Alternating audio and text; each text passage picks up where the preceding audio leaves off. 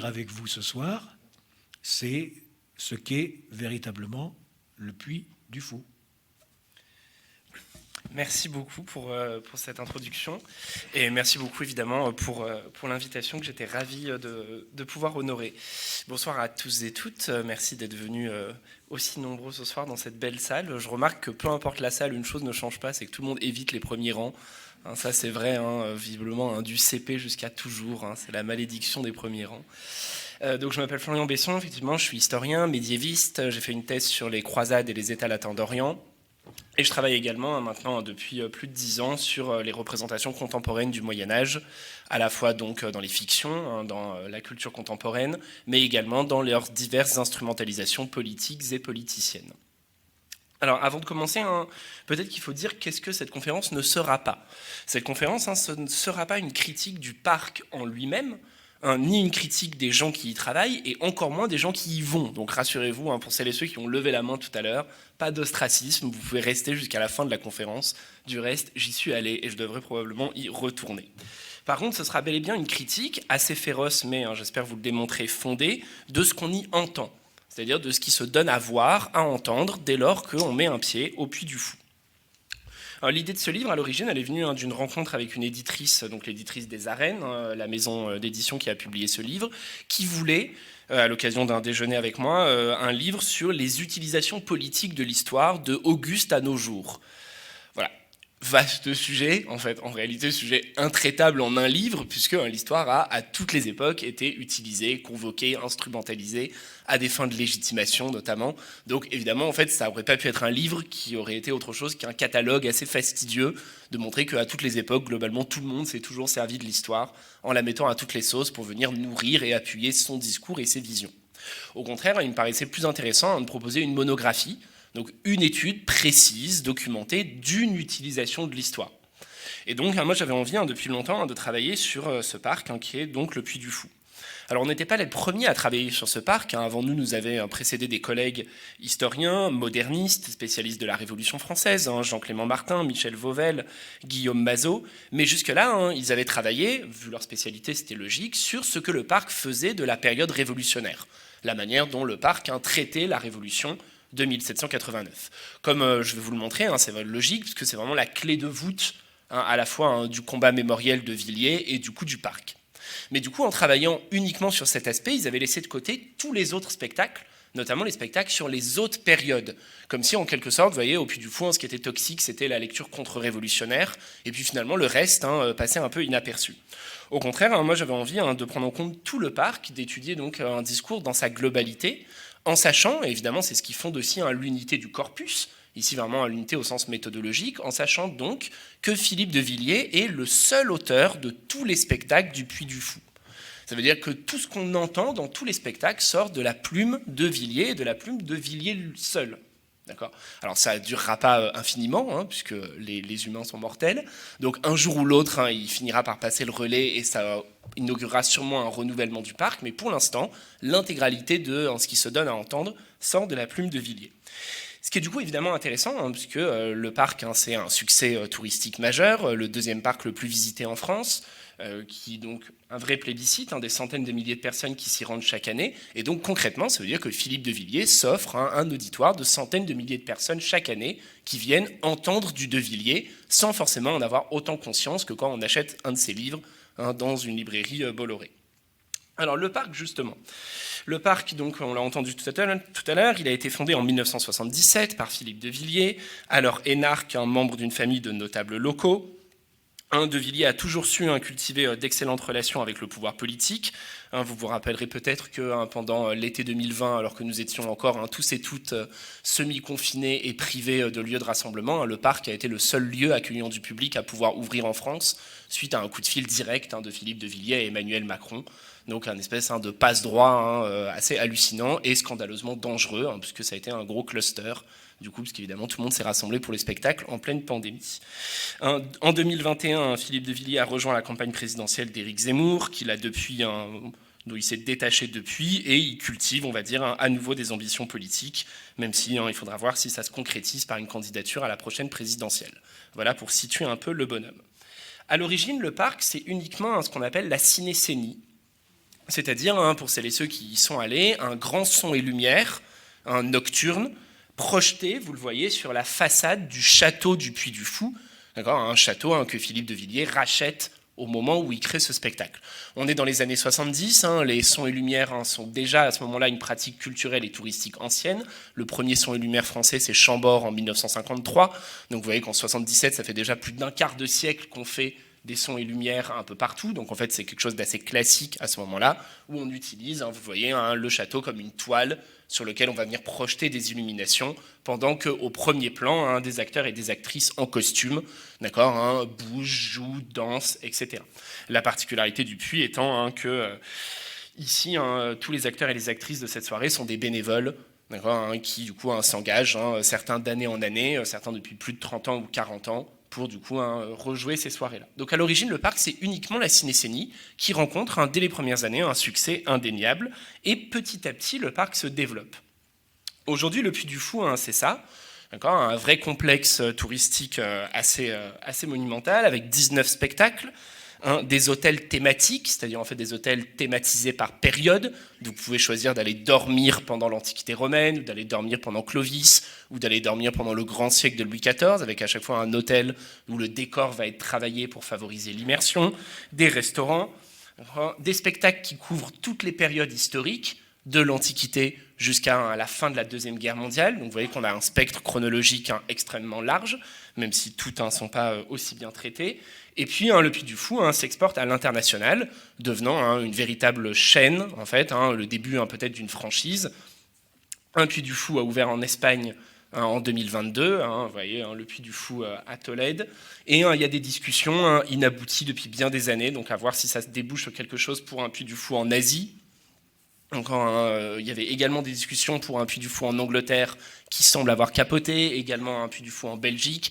Bon, c'est pas très clair sur ce que va devenir ce Puy du Fou à l'international. En tout cas, ce qui est sûr, c'est que le Puy fait recette, vous l'avez entendu tout à l'heure, et nourrit une volonté, une ambition, plus ou moins bien concrétisée en fonction des acteurs, des départements, de multiplication de spectacles historiques, avec l'idée qu'effectivement, sur observation du Puy du Fou, c'est un bon canal pour faire passer des idées politiques. Alors, pourquoi travailler en historien sur un parc d'attractions, donc contemporain ? Moi, effectivement, je suis spécialiste des croisades. Pauline Ducré, elle travaille sur l'économie du chantier dans la Rome républicaine. Guillaume Lancereau, il travaille sur la mémoire de la contre-révolution. Bref, rien à voir, a priori, avec un parc d'attractions de nos jours. D'accord. D'ailleurs, au moment de la sortie du livre, vous l'avez généreusement rappelé tout à l'heure dans votre introduction, on a effectivement eu beaucoup de critiques, très violentes, notamment venues de la presse de droite. Mais en réalité, c'est que Philippe de Villiers assume bel et bien, clairement, explicitement, de mener à travers son parc un combat culturel. Dans une interview donnée en 2017, par exemple, il jugeait, je cite, « avoir fait passer plus d'idées par ses livres ou par mon Puy du Fou qu'en restant la énième écrevisse de la bassine ». Par ailleurs, dans son autobiographie, donc intitulée sobrement « Un rêve d'enfant », qu'on a acheté en arrivant au parc et dont je ne vous recommande pas particulièrement la lecture, sauf comme vous voulez, il insiste clairement sur le fait que la création même du parc vient avant tout d'une volonté de diffuser des idées.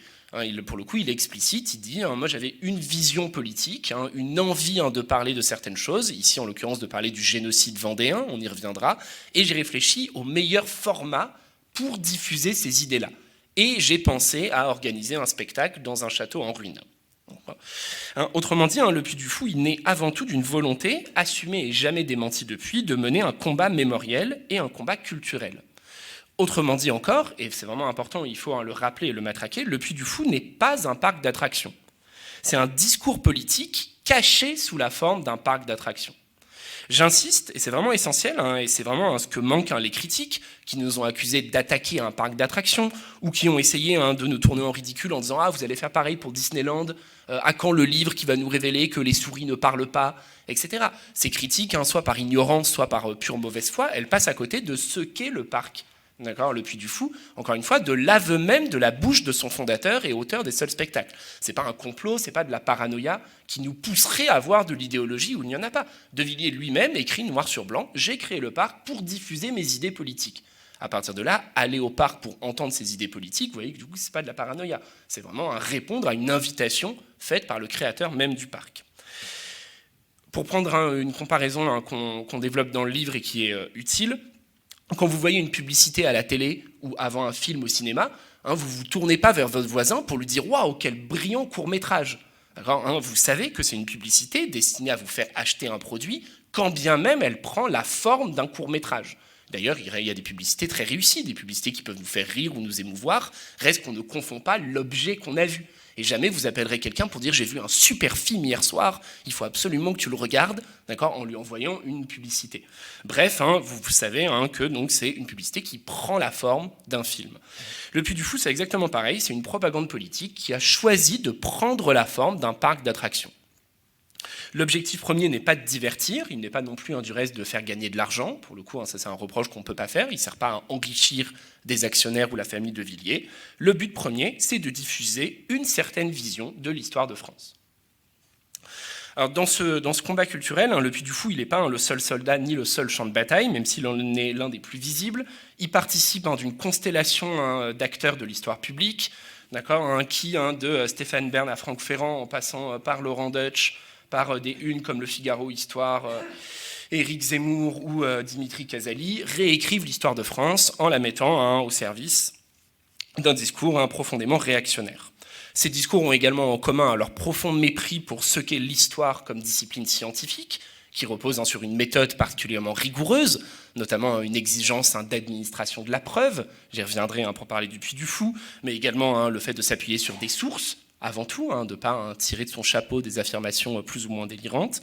Et également, dans tous les cas, on a un récit d'un passé au service de combats culturels du présent, qu'il s'agisse de nostalgie monarchique, de nostalgie aristocratique, de nostalgie coloniale, raciste, patriarcale, voire d'un mélange de ces différents éléments. Le Puy du Fou lui-même, plus que jamais, il est la clé de voûte d'une vaste entreprise, véritablement d'une OPA réactionnaire sur l'histoire, d'autant plus que le Puy se décline au-delà du seul parc vendéen. Le Puy du Fou, c'est aussi un film, Vaincre ou mourir, qui suit l'incroyable épopée de Charette, général vendéen, qui est l'un des héros du parc. Film, là non plus, dont je ne vous recommande pas le visionnage. Vous voyez que ce n'est pas une soirée recommandation culturelle, même s'il peut être intéressant à regarder. Et également, depuis un peu plus d'1 an et demi maintenant, d'une revue pour enfants, intitulée Le Panache, qui propose, au détour de ces pages, un mélange entre des histoires romancées de la grande histoire de France, et puis vous voyez des pages sur la langue, la géographie, les cuisines, etc. françaises. Alors revenons maintenant au parc et à notre méthode. Alors effectivement, c'est avant tout un travail d'immersion. On y est allé à 4 pendant l'été 2021, pendant plusieurs jours. C'était important d'y être. C'était important d'y rester longtemps pour avoir le temps de voir les spectacles, voire même de les voir plusieurs fois. Il y a un certain nombre de spectacles qu'on s'est infligés un certain nombre de fois pour les disséquer, pour les décortiquer, pour être sûr de bien avoir tout entendu. Alors je précise que la plupart des spectacles, il en existe des captations audio et vidéo, donc vous pouvez voir depuis chez vous, que je ne passerai pas ce soir parce que c'est des captations illégales, pirates, donc pour le coup on va respecter ça. Je passerai juste un très bref extrait de la cinécénie que le Puy du Fou utilise lui-même à des fins de communication, mais du coup évidemment on ne voulait pas s'appuyer que sur ça, c'était important d'y être. Et c'était également important d'y aller à plusieurs, en l'occurrence avec un ou une spécialiste de chaque période. En effet, je vous l'ai dit, les spectacles ils couvrent l'intégralité du spectre chronologique, des Gaulois paléo-chrétiens du IIIe siècle jusqu'à la Deuxième Guerre mondiale. Or, les historiens et historiennes sont spécialistes d'une période, et donc si évidemment on peut repérer des ficelles un peu grosses dans d'autres périodes, il faut un ou une spécialiste de chaque période pour pouvoir repérer dans le détail des éléments, puisqu'effectivement il y a certaines falsifications grossières, et puis il y en a d'autres qui reposent sur un mot, une couleur, un accessoire qui n'est pas au bon endroit. Donc c'était important d'y aller à plusieurs, et puis je pense que c'était aussi nécessaire pour du soutien moral, de ne pas être tout seul à vagabonder dans le parc. Voilà. Donc c'était important. On a vu les spectacles, on a lu les textes, puisqu'évidemment, comme dans tous les parcs d'attractions, il y a également des cartels, notamment pour faire patienter les gens pendant les files d'attente. Donc il y a des choses à lire, mais il y a également, en fait, le Puy est vraiment soigné dans l'intégralité de ces détails, donc il faut également prendre en compte les décors des restaurants, les décors des hôtels, le type de livres qui sont vendus dans les boutiques du parc, etc. Tout ça compose un écosystème que, comme tous les écosystèmes, on peut analyser et disséquer. Alors du coup, qu'est-ce qu'on en conclut après ce travail de quelques jours d'immersion au Puy du Fou? La première chose qu'on en conclut, c'est que Le Puy reprend ce qu'on appelle le roman national. Le roman national, il se compose d'images, de lieux, de personnages. Donc c'est une expression qui désigne la manière dont s'est forgé peu à peu, en particulier à la fin du XIXe siècle, notamment par l'école de la Troisième République, une manière d'apprendre et d'enseigner l'histoire de France. Le célèbre manuel d'histoire de Ernest Lavis, publié pour la première fois en 1884, plusieurs fois réédité, est souvent considéré comme un peu la Bible de ce roman national. Pour resituer le contexte, fin du XIXe siècle, début de la Troisième République, une république qui est encore fragile. On sort après tout d'une histoire politique marquée par de nombreux coups d'État, rétablissement monarchique, etc. Les républicains cherchent à susciter un sentiment d'union nationale, d'adhésion nationale, à la fois à la France et à la République, à la fois pour cimenter la République et pour préparer la prochaine guerre contre l'Allemagne, dans le but de reprendre l'Alsace et la Moselle, les provinces perdues par l'éphémère guerre de 1870. Et pour ça, ils font explicitement de l'histoire le nouveau ciment qui doit venir sédimenter cette conscience nationale en formation. C'est l'objectif explicitement attribué à l'histoire et à la géographie. Vous voyez peut-être sur la couverture de ce livre d'Ernest Lavis, dans cette célèbre citation, « Enfant, tu dois aimer la France parce que la nature l'a faite belle et parce que son histoire l'a faite grande. » Le but ici de l'histoire, donc ce n'est pas d'enseigner, c'est de faire aimer la France. On lui assigne une fonction explicitement patriotique. Pour ce faire, on utilise les grandes figures historiques, des figures essentiellement masculines, presque toujours guerrières, systématiquement blanches. On raconte les grandes victoires, on insiste sur la continuité d'une nation française existant depuis les Gaulois. C'est le fameux « nos ancêtres les Gaulois » qui s'impose à cette époque pour bien faire comprendre qu'existe une nation française continue depuis plus de 2000 ans qui aurait réussi, à survivre, à surmonter toutes les vicissitudes de l'histoire et à se réinventer à chaque époque toujours plus glorieuse. Alors évidemment, ce roman national, il était tributaire des connaissances historiques de son époque, donc on ne peut pas lui reprocher d'être en décalage avec l'actualité aujourd'hui de la recherche historique, bien sûr. Les historiens et historiennes qui s'y livraient étaient souvent de bonne foi, en reproduisant ce que à l'époque on savait. L'histoire, c'est une science, comme toutes les sciences, elle évolue, et c'est formidable que d'être ainsi toujours dépassé par les générations à venir. Reste que ce roman national, il a imposé un certain nombre de mythes historiques qui restent encore aujourd'hui bien ancrés. Des phrases en fait qui résonnent dans nos têtes. Nos ancêtres les Gaulois, ceux qui vont mourir te saluent. Alors, Clovis et le vase de Soissons, Charlemagne qui a inventé l'école, mythe historique qui a vraiment la vie dure. Mes collégiens me le ressortent chaque année. On ne sait pas d'où ça sort, mais chaque année, quand on parle de l'école, ils disent « Ah oui, à Rome, on n'allait pas à l'école, c'est Charlemagne qui l'a inventé. » Donc vraiment, celui-là, il a vraiment la vie dure. Ou encore, messieurs les Anglais, tirez les premiers. 1515 Marignan, c'est une blague parmi les historiens de dire que personne ne peut dire qui s'est battu contre qui en 1515 à Marignan, ni qu'est-ce qu'on allait y faire, mais tout le monde connaît la date. Celle-là, elle est vraiment ancrée. Tout ça, c'est du roman national. Or, ce roman national, qui avait globalement décliné dans les années 70-80, a été réinventé depuis les années 2000, réinventé par des historiens de garde, pour reprendre l'expression d'un titre d'un livre écrit par des collègues, historiens de garde qui se servent de ces vieux clichés historiques pour diffuser des messages politiques très marqués à droite, des messages très réactionnaires. En réalité, c'est une réécriture assez stupéfiante, assez étonnante, puisque à la base, si vous m'avez bien suivi, ce roman national, il était républicain. Il avait été écrit par des historiens républicains, passionnément républicains, et donc il était anti-royaliste, anti-aristocratique, anticlérical. Il n'est qu'à lire les pages du manuel d'Ernest Lavis sur l'Église pour voir qu'il a une très mauvaise vision de l'Église. C'est l'Église qui corrompt, l'Église qui exploite, l'Église qui domine, l'Église qui étouffe. Et puis on va convoquer le procès Galilée pour montrer la méchante Église contre la science libératrice, etc. Ça, c'était l'ADN de ce roman national.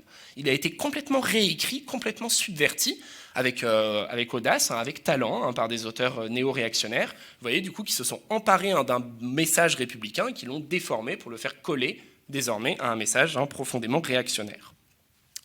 Chez tous ces turiféraires d'un « c'était mieux avant », même si ce « avant » n'est jamais précisément défini, on reprend l'idée d'une glorieuse histoire française, mais cette fois, on va mettre au premier plan les rois et l'Église, en idéalisant l'Ancien Régime. Alors au Puy du Fou, ces visions datées, elles sont reprises sans nuance, sans recul critique dans les différents spectacles du parc. Là encore, c'est des choses qu'on va réentendre ailleurs qu'au Puy du Fou, comme par exemple dans cette émission sur CNews de Franck Ferrand et Marc Menant, qui s'appelait La fabuleuse histoire de France, où on reprenait les mêmes clichés, les mêmes poncifs. Alors, les acquis de la recherche historique sont systématiquement ignorés au Puy du Fou. L'objectif des spectacles n'est jamais de présenter une vision à jour des connaissances historiques sur tel ou tel événement, quand bien même ces connaissances existent. Par exemple, les raids vikings, le Puy du Fou continue à représenter des vikings comme de grosses brutes, avec des casques à cornes qui se ruent vers la France pour massacrer, piller, brûler, etc. Alors que ça fait maintenant plus de 20 ans que les historiens et historiennes des mondes scandinaves ont complètement déconstruit cette vision, qui est évidemment en fait la vision de certaines sources de l'époque, mais qui ne doit pas être prise au pied de la lettre. Au contraire, le but du Puy du Fou, c'est de réutiliser le plus possible les images figées dans les imaginaires collectifs, de les réutiliser précisément pour enraciner son discours. Là encore, la référence à cette histoire scolaire du XIXe siècle, elle est explicite chez Philippe de Villiers. Dans son autobiographie, il évoque à plusieurs reprises ce roman national. D'ailleurs, la plupart du temps, il l'écrit avec une majuscule, comme si c'était un texte sacré, quoi. C'est le roman national, d'accord ? Presque comme s'il citait l'évangile de Marc, on cite le roman national, alors même que voilà, c'est pas un livre, quoi, c'est un ensemble de textes, un ensemble de livres.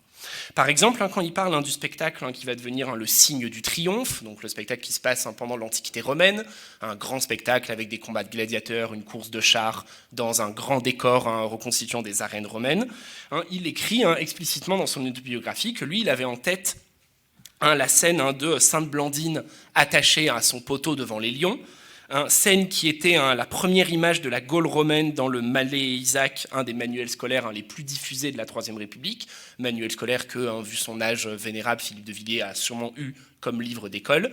Et au Puy du Fou, vous voyez du coup que ça donne cette scène, d'accord, dans laquelle on retrouve une jeune chrétienne attachée à un poteau, menacée par des lions qui vont venir se coucher à ses pieds. Donc ici, on a vraiment en fait une réécriture volontaire, explicite, une volonté de reprendre d'anciens clichés, d'anciennes images, et de les réécrire pour les faire vivre à nouveau.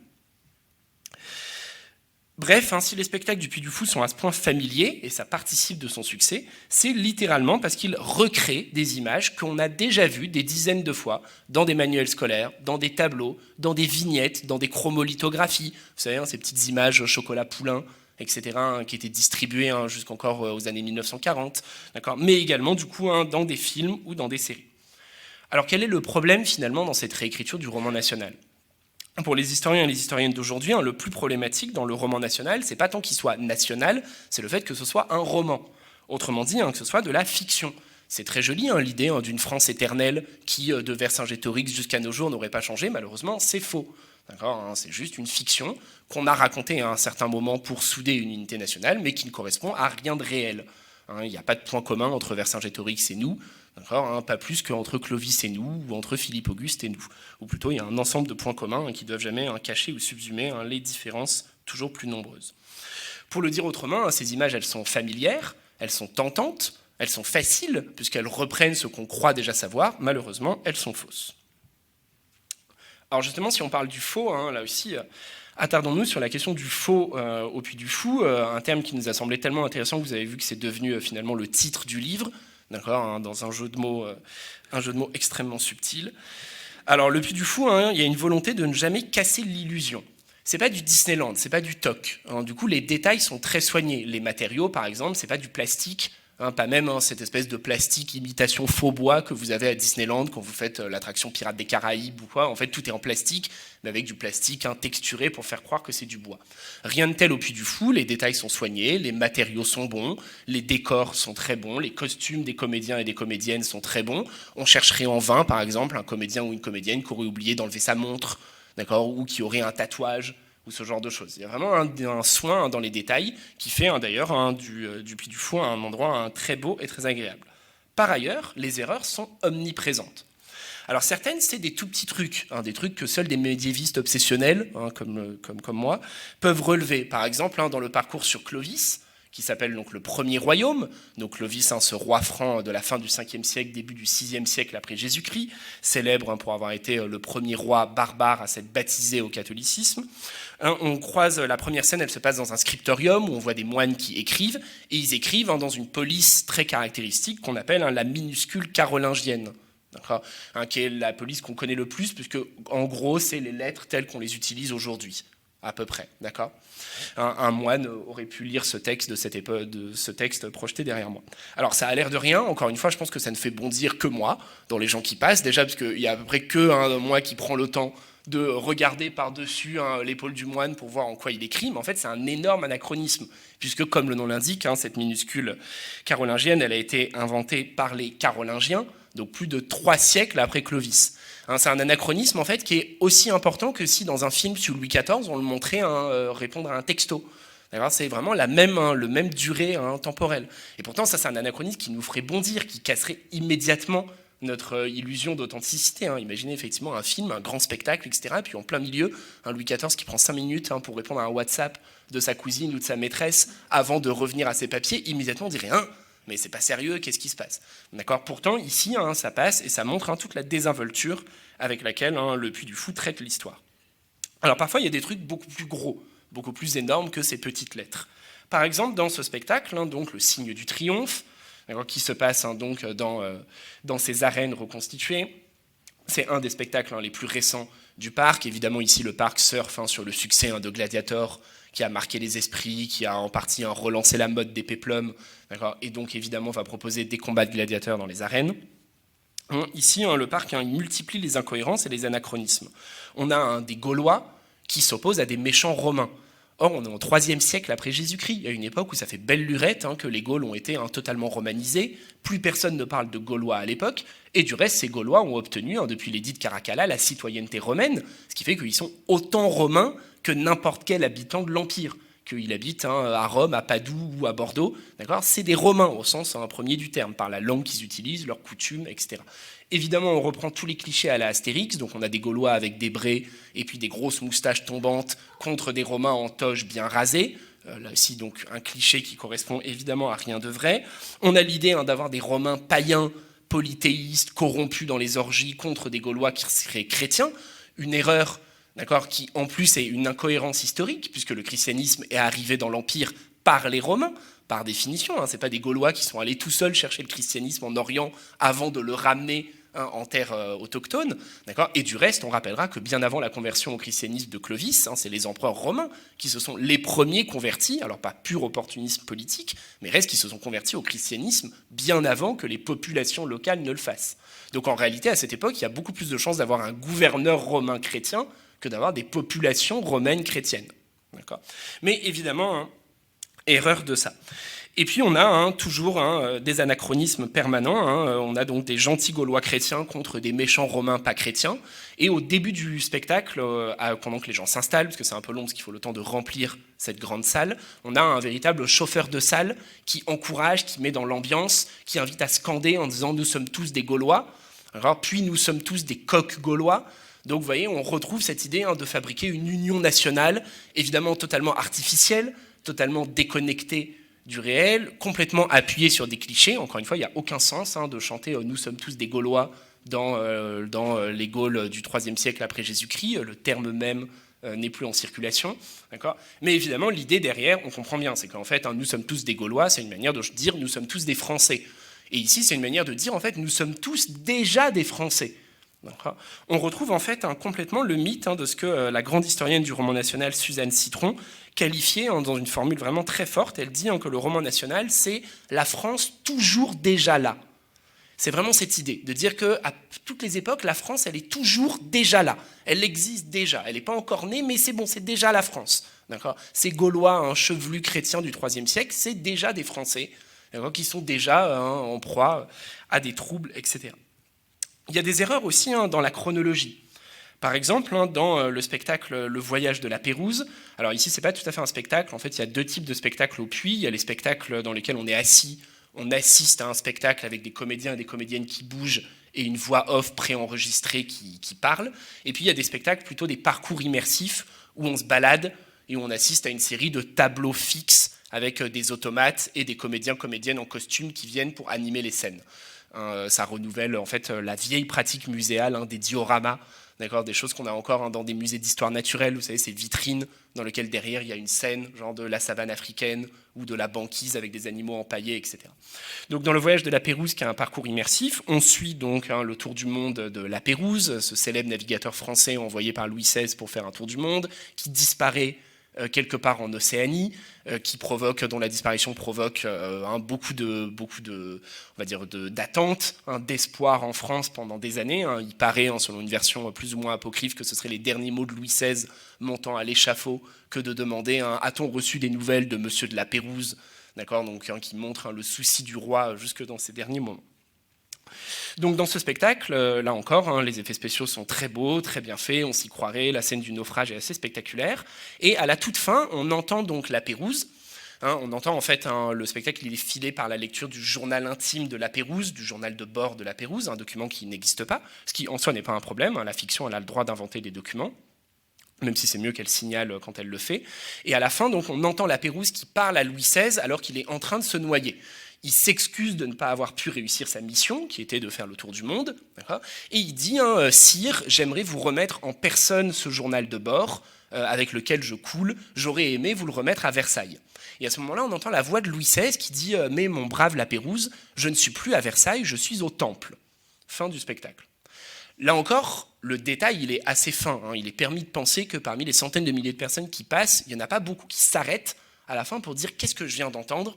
D'accord, Louis XVI qui dit il est au Temple. Pourtant, en fait, ici, il est lourd de signification. Louis XVI qui dit il est au Temple, c'est Louis XVI qui dit il est à la prison du Temple, la prison dans laquelle ont jeté les révolutionnaires après la prise des Tuileries du 10 août 1792 et la chute de la monarchie. D'accord.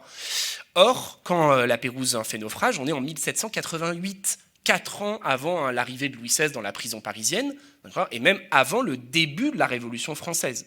Donc ici, on a un problème de temporalité. Au moment où la Pérouse coule, en aucun cas, Louis XVI ne peut lui dire « Mon pauvre la Pérouse, je suis dans la prison du Temple ». D'accord ? À ce moment-là, il est confortablement à Versailles, à des lieux d'imaginer que dans 4 ans, il va perdre le trône et 6 mois après, perdre la tête. D'accord ? Donc ici, c'est plus un Louis XIV envoyant un texto, mais ce serait plutôt comme si on avait un film dans lequel, en pleine élection présidentielle de 2017, Emmanuel Macron parlait du Covid. D'accord, dans lequel, vous voyez, en tant que candidat, il dirait « Oui, bien sûr, moi je ferais ça pour le Covid ». Là encore, ça casserait notre illusion en disant « Quelque chose ne colle pas ». Pour le coup, cette erreur, elle est très significative. Autant l'erreur sur la minuscule Caroline, c'est juste une erreur d'imprécision, qui montre qu'en fait, leur souci du détail, il est que apparent. Ici, cette erreur-là, elle est très significative. C'est pas un hasard. Qu'est-ce que veut faire De Villiers ici ? En fait, il veut rapprocher le naufrage de la Pérouse de l'arrivée en prison de Louis XVI.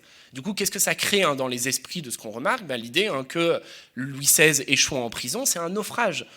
Naufrage de la France monarchique, à cause de ces méchants révolutionnaires qui auraient détruit la France sur laquelle tout allait bien entre les mains de son glorieux capitaine royal, de même que les savants font échouer l'expédition de la Pérouse. Donc c'est un petit détail, mais un détail qui permet en fait de rapprocher deux événements qui n'ont rien à voir et donc d'enfoncer le clou.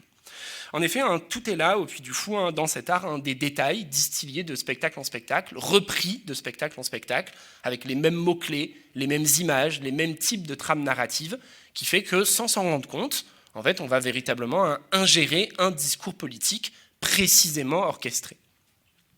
Enfin, l'erreur, elle passe également par l'invention de sources. Ici, le meilleur exemple, donc, c'est l'anneau de Jeanne d'Arc, ou plutôt le supposé anneau de Jeanne d'Arc. Il s'agit, vous voyez à l'écran, d'une petite bague en métal couverte de laiton argenté, qui date, selon les analyses, du XIVe siècle.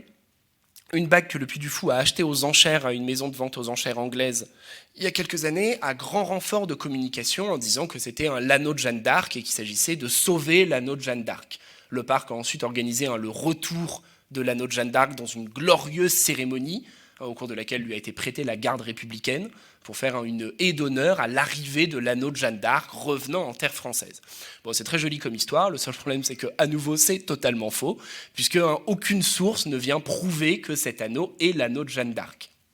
Ce serait possible, on sait par le témoignage au moment de son procès que Jeanne d'Arc avait des anneaux au moment de son arrestation, puisqu'elle demande qu'on les lui rende, mais pour ça il faudrait prouver par une chaîne documentaire continue que cet anneau est bien l'anneau de Jeanne d'Arc.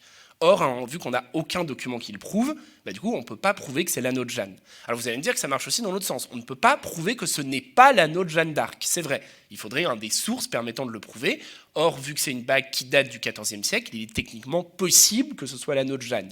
Cela dit, vous vous doutez peut-être qu'au XIVe siècle, il y avait plus qu'une seule bague qui se baladait dans toute l'Europe occidentale, et donc que les chances que cette bague soit la bague de Jeanne d'Arc sont quand même assez fines. D'accord, vous voyez bien que sinon c'est un raisonnement qui peut s'étendre un peu à tout. N'importe quelle épine de bois ramassée sur le sol peut être un fragment de la Sainte Croix, parce qu'il n'y a pas de source permettant de prouver que c'en est pas un. D'accord. Or, évidemment, ça ne marche pas comme ça. L'administration de la preuve repose sur celui qui veut prouver quelque chose, et pas sur celui qui veut prouver que cette chose n'est pas. Donc ici, l'anneau de Jeanne d'Arc, c'est vraiment au parc présenté comme une relique. Il est exposé dans une chapelle, avec de la musique grégorienne tout autour, avec un coussin pour que les gens puissent s'agenouiller devant la relique. Il a été prêté aux dernières journées mondiales de la jeunesse où étaient organisées des véritables séances de vénération, comme s'il s'agissait d'une véritable relique authentifiée par l'Église, ce que l'anneau n'est pas, encore une fois, puisque l'Église n'a même pas voulu ouvrir le dossier d'instruction de la relique, en considérant qu'il n'y avait aucune preuve, et donc ils n'ont même pas voulu vraiment, vous voyez, comme un juge qui voit arriver le dossier, qui l'ouvre et qui dit non, suivant. D'accord, véritablement, ça ne repose sur rien. Mais ça n'empêche pas le parc de communiquer sur cet objet, d'accord, à grand renfort, du coup, là aussi, de films, de musique, etc. Alors finalement, tout ça, ça fait beaucoup.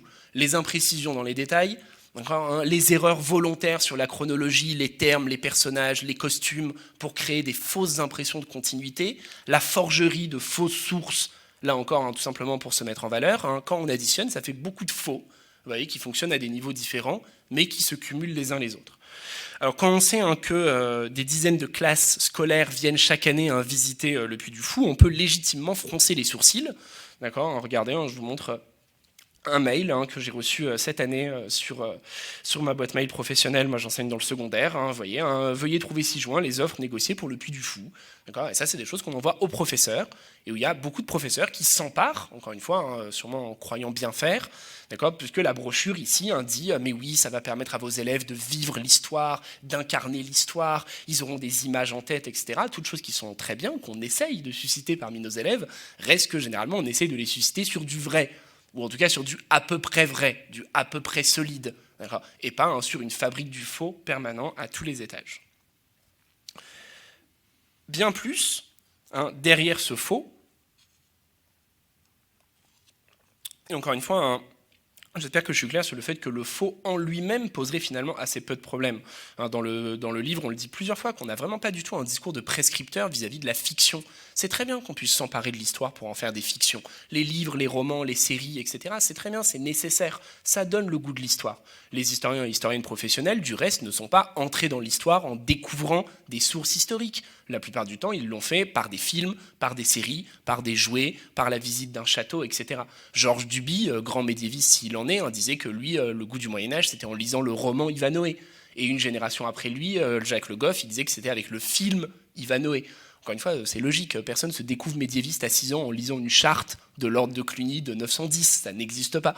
D'accord ? Par contre, on peut s'inventer médiéviste ou futur médiéviste avec un film, etc. Donc on n'a pas de problème avec la fiction. Le problème, c'est que ici, ces erreurs, ces raccourcis, ces imprécisions, cet art du flou et du floutage, il est mis au service, d'une propagande politique soigneusement orchestrée. Alors bien sûr, on s'attendait, on le savait, on s'attendait au discours contre-révolutionnaire. On le savait, puisque ça fait partie de l'ADN du parc, de l'ADN de De Villiers, qui pour le coup s'est jamais caché, de mener ce combat mémoriel, de vouloir noircir à outrance la Révolution française, notamment en reprenant sans aucune nuance la thèse d'un génocide vendéen.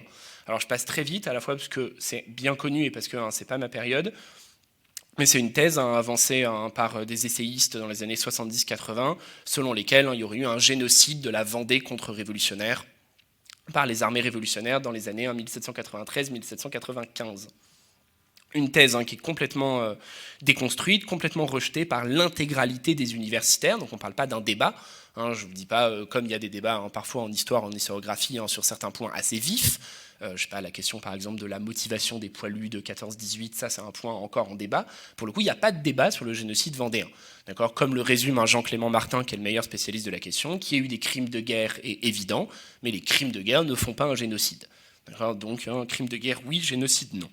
Donc, on s'attendait à trouver ce discours contre-révolutionnaire. Pour le coup, on n'a pas du tout été déçus. Il éclate partout dans le parc. Il est évident dans la cinécénie, mais il est évident aussi dans un spectacle qui s'appelle Le Dernier Panache, qui s'attache à retracer la carrière de Charette, ce général vendéen, et dans lequel, quand on a des scènes qui montrent les révolutionnaires de la Convention, elles sont tellement caricaturales que du reste, la salle elle-même rit, d'accord, prenant une distance par rapport au message. On voit vraiment les révolutionnaires entrer sur scène en se frottant les mains, pendant que du sang dégouline sur les écrans géants derrière. On entend Robespierre éclater d'un rire machiavélique de méchant de dessin animé. Vous savez, cette espèce de en se frottant les mains en disant « je veux tous les exterminer ». Voilà, donc c'est vraiment tellement caricatural que pour le coup, encore une fois, il y a beaucoup de gens qui rigolent en disant « bon, quand même, là, c'est un peu gros ». Mais évidemment, parfois, plus c'est gros, plus ça passe, quand on dit. Donc pour le coup, ça, on s'y attendait. Mais en réalité, le message politique est bien plus large.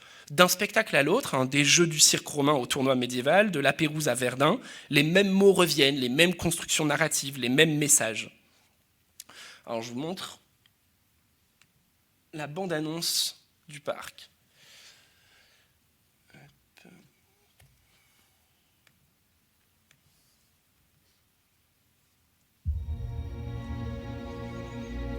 Il existe une terre millénaire.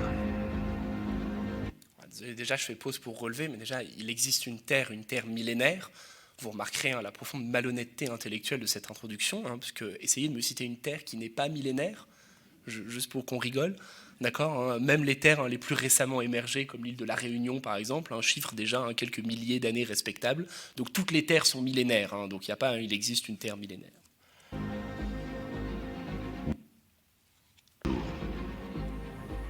Ramènent à la vie les récits légendaires et les destins glorieux.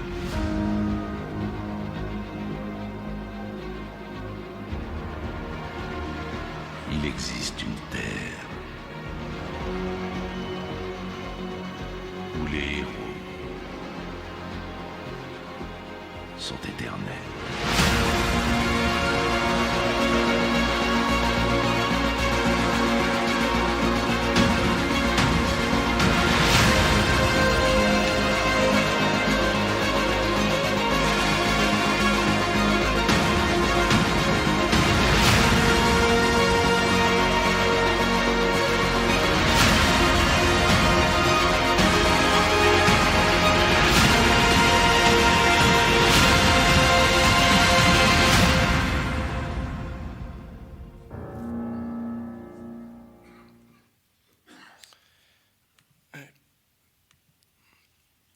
Alors, elle est intéressante cette bande-annonce puisque déjà elle montre que tous les spectacles sont vraiment pensés dans une continuité. Vous avez vu qu'on passe de période en période, d'accord. Elle montre bien cette impression de familiarité dont je vous parlais tout à l'heure.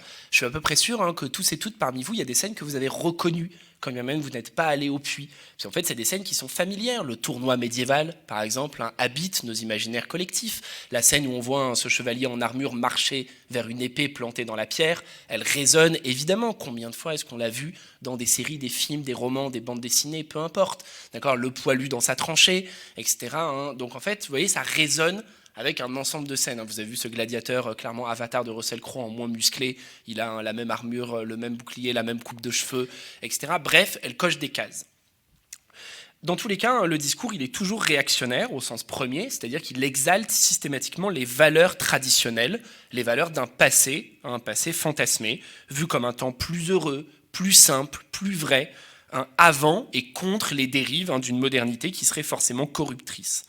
Ce passé, il est mythifié, il est figé dans le temps, il est présenté comme immobile, comme si pendant des siècles, voire des millénaires, il n'y avait pas eu d'évolution sociale, technologique, politique, culturelle, linguistique, avant, encore une fois, la méchante modernité qui aurait tout cassé.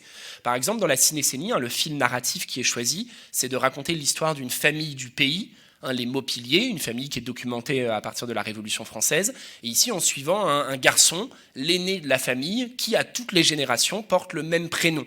Il s'appelle Jacques, de l'Antiquité jusqu'à la Deuxième Guerre mondiale. Alors certes, le fait de donner le même prénom est attesté historiquement, se retrouve dans des familles populaires comme aristocratiques, mais pas le même prénom d'accord, pendant 1500 ans. Ça, c'est pas possible, d'accord, hein, ça n'existe pas, hein, même dans les familles les plus nobles. Pensez hein, que même hein, les Capétiens, qui n'étaient pas des foufous au niveau originalité, de temps en temps, ils variaient. Hein, entre un Louis, ils mettaient un Henri, ou un Charles, ou un François, parce que même eux, ils en avaient marre de temps en temps, hein, que ce soit Louis. Donc l'idée hein, d'un petit Jacques Maupelier, qui serait toujours l'aîné de la famille, au passage, hein, les probabilités pour qu'il y ait toujours un garçon qui soit l'aîné, qui s'appelle Jacques, me paraissent très fines sur 1600 ans d'histoire, mais c'est encore une autre question, sont évidemment infimes. Mais du coup, vous voyez bien la ficelle. La ficelle, c'est que peu importe l'époque, c'est qu'il y a toujours eu un Jacques Maupelier, d'accord, hein, toujours dans le même petit village, d'accord, avec toujours une vie simple, apaisée, paisible, etc. Pas d'évolution, pas de rupture, ce qui est du coup aux antipodes de l'histoire. Hein. L'histoire, c'est pas la science qui étudie le passé en lui-même, il a peu d'intérêt. L'histoire, c'est la science qui étudie le changement social dans le passé. Le but, hein, c'est pas tant de savoir comment on vivait avant, que pourquoi est-ce qu'on vit plus comme ça. Comment on est passé de cet avant à un autre avant un peu différent. C'est ça hein, vraiment le cœur hein, du métier des historiens et des historiennes. Si on fait de l'histoire, c'est justement pour comprendre ce qui a changé, pour comprendre hein, pourquoi est-ce que nous ne sommes plus comme eux, celles et ceux d'avant. C'est pas pour se perdre dans la contemplation béate d'un reflet perpétuellement immobile, sinon ça n'a vraiment aucun intérêt. Un discours réactionnaire, un discours nationaliste, centré sur la grandeur de la France, hein, une France qu'il faut servir fidèlement, sans se poser de questions, une France pour laquelle hein, il faut mourir à toutes les époques, une France qui est présentée comme ayant toujours existé, tant pis pour l'anachronisme, je vous ai déjà parlé de ce « nous sommes tous des coqs gaulois » lancé hein, dans le spectacle du 3e ou 4e siècle après Jésus-Christ. Un discours nationaliste qui passe donc par un éloge hein, de la grandeur, avec des grandes figures essentiellement politiques. Hein, dans la continuité du roman national du 19e siècle, on valorise avant tout les souverains, d'accord, hein, voilà, hein, des gens hein, qui ont fait des choses. On valorise aussi hein, les grandes figures littéraires, notamment hein, du grand siècle de Louis XIV, d'accord, La Bruyère, Molière, etc. Donc ça, effectivement, c'est des gens hein, qu'on peut valoriser. Alors que, par exemple, hein, il y a une critique assez forte de la figure des scientifiques. Encore une fois, dans le spectacle hein, sur la Pérouse, il y a une scène dans laquelle on entend la Pérouse râler sur les scientifiques en disant « Ah là là, vous êtes pénibles, avec tout le matériel que vous embarquez, nos bateaux vont être trop lourds pour pouvoir manœuvrer. » Et au moment où il coule, on entend la Pérouse dire « Ah, on n'a pas pu manœuvrer comme il fallait. » Bon, sous-entendu, on a bien compris, c'est à cause des scientifiques, quoi. C'est vraiment eux les pénibles avec leurs expériences qui ont fait couler les bateaux. Un reproche qui n'a aucun sens, puisque l'expédition de la Pérouse, c'est une expédition scientifique. Ils partent que pour ça. D'accord, donc en aucun cas, la Pérouse n'a pu dire aux scientifiques à bord, hein, vous embarquez trop d'échantillons. Le seul but de l'expédition, c'est d'embarquer des échantillons. D'accord, mais vous voyez, c'est bien une façon hein, de critiquer les scientifiques, d'accord, avec l'idée que voilà, les dirigeants c'est bien, les scientifiques c'est déjà un peu moins bien. Et puis hein, ceux qu'on choisit, hein, la manière dont on choisit de valoriser, n'est pas un hasard. Là aussi, du coup, je vous montre un extrait.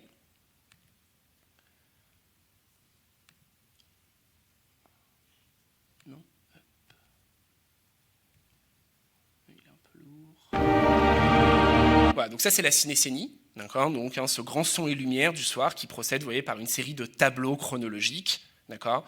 Hein, à chaque fois, hein, c'est toujours basé sur la même trame narrative, hein, tout va bien, d'accord, hein, les gens sont heureux, les gens dansent, les gens font la fête, un événement perturbateur survient, pendant lequel il y a donc des péripéties, puis à la fin, tout va à nouveau bien.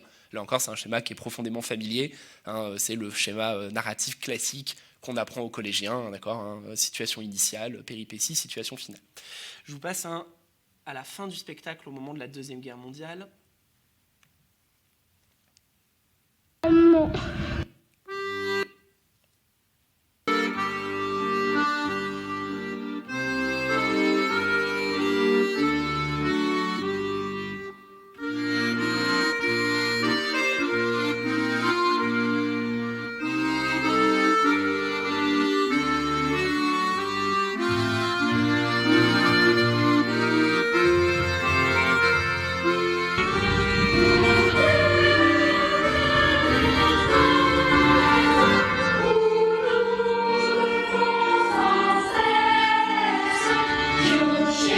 Petite fille des Ardennes, écoute les cloches qui reviennent. Le général de Lattre, un Vendéen, comme Clémenceau. Vous savez que le tiers de notre territoire a été libéré par l'armée française, qu'elle nous a permis d'être présents à Berlin et de reprendre notre place parmi les grandes nations. Ok, donc c'est la fin de la Sénécénie. Pour beaucoup de gens, du coup, c'est la fin de leur expérience du parc. C'est la fin de la Deuxième Guerre mondiale. Donc, vous voyez, tout converge vers ce point. Et qu'est-ce qu'on entend ? On entend ici donc un Jean de Lattre de Tassigny, un Vendéen. Vous avez entendu que le texte le dit. On insiste toujours sur ce patriotisme local. L'idée, alors je n'ai pas le temps de développer, mais on pourra en parler si ça vous intéresse. L'idée que le Puy construit étant que la Vendée, c'est une petite France. La France en miniature, la France parfaite en quelque sorte, et donc tout ce qui arrive en Vendée arrive en France, et dans l'autre sens, tout ce qui arrive en France arrive en Vendée. Donc évidemment, on va toujours mettre en avant des figures locales, donc ici un Jean de Lattre de Tassigny.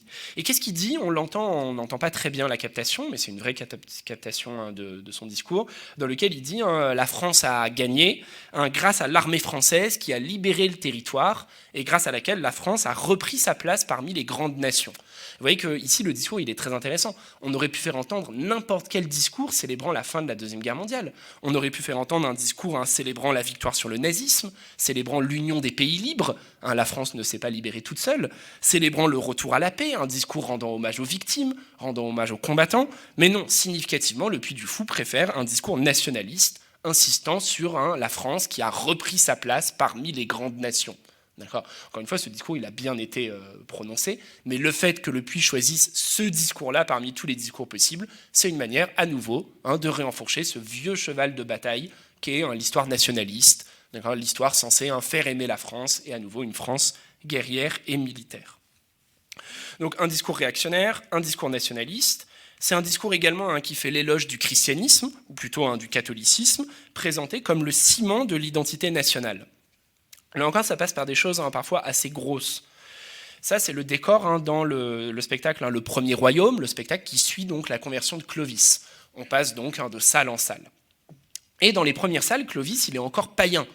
Donc c'est encore un roi barbare païen. L'acteur qui joue son rôle passe d'ailleurs en bousculant les gens, en grommelant dans sa barbe. D'accord ? Il porte une fourrure, il est barbu, il n'est pas propre, il n'est pas poli. Encore une fois, vraiment, il passe au milieu des gens en les poussant, etc., avec un juron, etc. Bref, il n'est pas sympa. Ouais, c'est normal, il est païen, donc il n'est pas encore sympa. Le décor, vous le voyez, il est rouge et noir, avec des flammes. Et évidemment, je pense que je n'ai pas besoin de faire de sous-texte. Tout le monde voit bien que c'est un décor infernal, au sens premier du terme. D'accord ? On a bien compris, les francs païens, effectivement, c'est des figures démoniaques, etc. Clovis perd la bataille, ou du moins il est sur le point de la perdre quand il se rappelle du dieu de Clotilde, son épouse. Il jure de se convertir, à ce moment-là il gagne la bataille, et on passe dans une dernière salle, où cette fois tout est bleu et blanc. D'accord, tout est beau, tout est propre. Les sons métalliques et les hurlements d'âmes torturées de la première scène cèdent le pas à des chants grégoriens, avec au passage encore un bel anachronisme de plusieurs siècles, mais on n'en est pas à ça près. Et cette fois, l'acteur qui joue Clovis est propre, bien rasé, avec une belle tunique. Il salue gracieusement les spectateurs et spectatrices qui passent. Bref, on a bien compris le message. Avant le christianisme, c'est pas bien. Après le christianisme, c'est très bien. D'accord. Évidemment, ça fait sourire, je vous vois rire, c'est très bien, c'est normal, mais évidemment, vu que ce discours il est matraqué de spectacle en spectacle, on va le réentendre dans l'attaque des Vikings, et puis on va le réentendre dans l'immersion qui suit le parcours d'un poilu dans les tranchées de Verdun, où on va le voir fabriquer une croix à partir d'un obus et s'accrocher à sa croix désespérément, ce qui encore une fois est attesté historiquement, mais pas que. Il y avait également des non-catholiques présents en masse à Verdun, d'accord, que ce soit des protestants, des athées, des musulmans, des juifs, etc. Toutes ces identités, elles disparaissent. Elles sont écrasées au profit de la seule identité catholique. Ce qui est d'autant plus bizarre que la Vendée a longtemps été une terre protestante, d'accord, pour le coup, au XVIe, XVIIe siècle, jusqu'à ce que les dragonnades de Louis XIV fassent quasiment disparaître cette minorité-là. Mais ici, on a une histoire qui est complètement silenciée, complètement étouffée. On a compris, la seule histoire, c'est la France catholique. Et du reste, quand on sort de ce parcours sur Clovis, il y a une grande pierre gravée, sur laquelle est gravé en quelque sorte le testament de Clotilde, d'accord, qui écrit que tant que la France restera protégée sous les ailes du manteau d'un roi chrétien, tout ira bien, mais que malheur à elle si elle en sort. D'accord, là encore, c'est bon, on a bien compris le message, tout allait bien tant qu'il y avait un roi chrétien, depuis que ces méchants révolutionnaires avec leur rire diabolique ont coupé la tête du fils de Clovis, depuis tout va mal. Là encore, on retrouve ce mythe réactionnaire d'une France éternelle. D'accord, je vous rappelle que les Capétiens ne sont pas les descendants des Mérovingiens, d'accord, que eux-mêmes s'imposent au pouvoir par un coup d'État après le coup d'État des Carolingiens. Donc en réalité, Clovis, il n'aurait pas du tout été un supporter de Louis XVI. Il ne lui aurait pas dit « bien joué mon gars, t'as protégé la France », mais plutôt « mais qui tu es, d'accord, et où est ma famille à moi ?» D'accord ? Mais ça, évidemment, c'est complètement gommé avec cette idée d'une continuité à travers les temps. Donc, apologie du passé, apologie de la nation, apologie du catholicisme, apologie de la royauté, présentée comme la seule garante de la paix sociale et politique. Et comme toujours, c'est par la répétition que le clou est enfoncé. Un des spectacles, on l'a vu dans la bande-annonce, c'est une réécriture du mythe arthurien. C'est le spectacle qui est le plus destiné aux enfants. D'accord ? Il y a des combats de chevaliers, il y a des explosions, il y a un méchant sorcier qui tire des éclairs, etc. Bref, c'est un spectacle qui puise plutôt du côté de la fantaisie, d'accord ? Avec l'idée du coup d'Arthur qui va retirer l'épée, etc. Or, ce spectacle commence, la toute première phrase, on a un personnage qui court en traversant la scène en hurlant « Le roi est mort, le roi est mort, la cité va s'effondrer ». Le roi qui est mort, c'est Uther Pendragon, le papa d'Arthur, qui meurt, donc qui permet l'arrivée en scène d'Arthur. Mais là encore, vous voyez que c'est très révélateur comme manière de commencer un spectacle. Quelle idée on diffuse ? Le roi est mort, la cité va s'effondrer. Et là encore, le terme de cité, il est évidemment choisi significativement. Aucune chance qu'un personnage du Moyen-Âge ait pu employer ce terme qui est très connoté. Il aurait pu dire peut-être le royaume va s'effondrer, mais pas la cité. Si De Villiers lui fait dire la cité, c'est parce que c'est un mot que nous, on emploie aujourd'hui quand on parle de notre politique, de notre tissu social, quand on invite les gens à s'engager dans la cité, ou quand on dit que les associations font vivre le tissu de la cité. D'accord ? Du coup, ici, il y a vraiment cette idée, le roi est mort, la cité va s'effondrer. Et enfin, il s'agit d'un discours profondément xénophobe, qui fait systématiquement de l'étranger un ennemi. Dans tous les spectacles, c'est pareil, on a toujours une scène où tout va bien. Généralement, on a une scène de banquet ou une scène de fête, d'accord, qui au passage gomme complètement les tensions sociales et les hiérarchisations sociales de ces sociétés d'Ancien Régime. La scène de l'attaque des Vikings, ça s'ouvre sur un mariage où on voit tous les villageois joyeusement banqueter ensemble, etc., avec le seigneur local, une scène qui n'existe pas. Jamais le seigneur local ne va banqueter avec ses villageois, précisément, sinon il n'y a plus de distance sociale et il n'y a plus de construction d'élite. D'accord ? Et donc à chaque fois, il y a l'attaque d'un ennemi. Et l'ennemi vient toujours de l'extérieur. Pendant l'Antiquité, c'est les Romains, puis c'est les Vikings, puis pendant la guerre de 100 ans, c'est les Anglais, puis c'est les Bohémiens dans le spectacle sur Louis XIII, puis c'est les révolutionnaires, puis c'est les Allemands. Et donc l'ennemi vient toujours de l'extérieur. L'ennemi, il est toujours habillé en rouge et noir dans tous les spectacles, d'accord, qui sont évidemment des couleurs qui sont, on va dire, négativement connotées contre le bleu et blanc des personnages, des protagonistes. Il vient toujours pour nous massacrer, avec toujours un discours du nous, on est toujours du point de vue de ceux qui sont attaqués par les méchants venus de l'extérieur. D'accord. Là encore, un non sans arrangement avec la réalité. Encore une fois, montrer les Romains comme des étrangers venant attaquer les Gaulois au 3e, 4e siècle, ça n'a absolument aucun sens. D'accord. Et puis, par exemple, il y a d'autres arrangements qui vont dans l'autre sens. Le spectacle sur Jeanne d'Arc, on noircit les Bourguignons et pas les Anglais. Ben oui, parce que les Anglais, ils viennent massivement visiter le parc. Donc on n'a pas trop envie de contrarier les Anglais en faisant des Anglais les grands méchants. Alors que plus personne aujourd'hui ne se sent bourguignon, et donc plus personne ne va se lever au milieu de la salle en disant « longue vie au duc de Bourgogne, ce spectacle est scandaleux ». Donc c'est bon, on peut noircir les bourguignons et en faire les vrais grands méchants. D'accord ? Et puis ça permet sûrement à De Villiers de glisser un petit fil sur le fait que la division nationale, les traites de l'intérieur, etc. Mais du coup, on va opportunément éviter de dire du mal des Anglais. D'accord. Donc vous voyez, là aussi, c'est une manière de recoudre l'histoire, comme un patchwork, où on découpe, on enlève ce qui ne nous plaît pas, on rapproche ce qui nous plaît, on colle, on fusionne, et tant pis si les sutures se voient.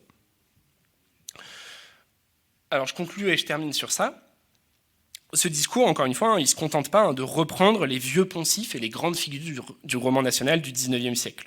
Si c'était le cas, à la limite, ce serait dommage de voir autant de moyens mis au service d'un discours poussiéreux qui était déjà périmé en 1930, après plus d'un siècle, on aimerait voir autre chose. Mais si c'était que ça, à la limite, ce serait tant pis.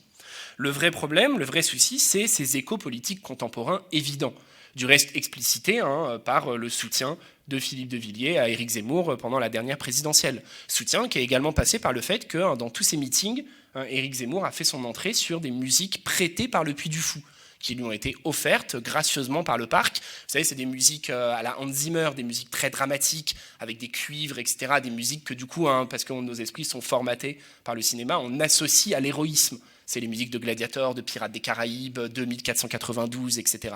Du coup, en voyant Éric Zemmour entrer en scène avec ces musiques, c'est déjà une manière, vous voyez, de cadrer les esprits et de dire il y a un danger, il y a un péril, voilà la scène épique, sauf qu'au lieu que ce soit un Maximus qui découpe des gens dans l'arène, c'est Zemmour qui vient faire un discours. Et à chaque fois, c'est les musiques du Puy.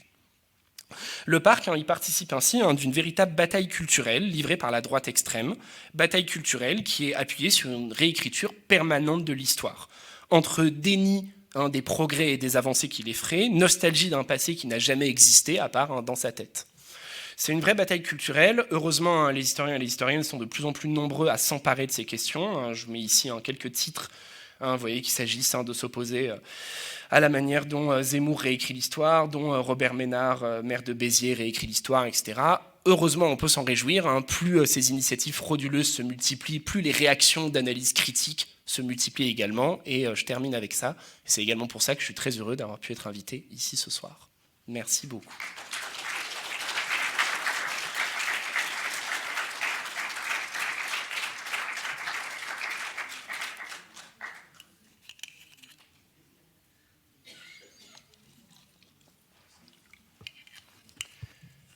Et s'il y a des questions, je crois qu'on a un petit temps de questions et d'échanges avec même un micro qui passe, donc je suis évidemment ravi de discuter avec vous. Absolument.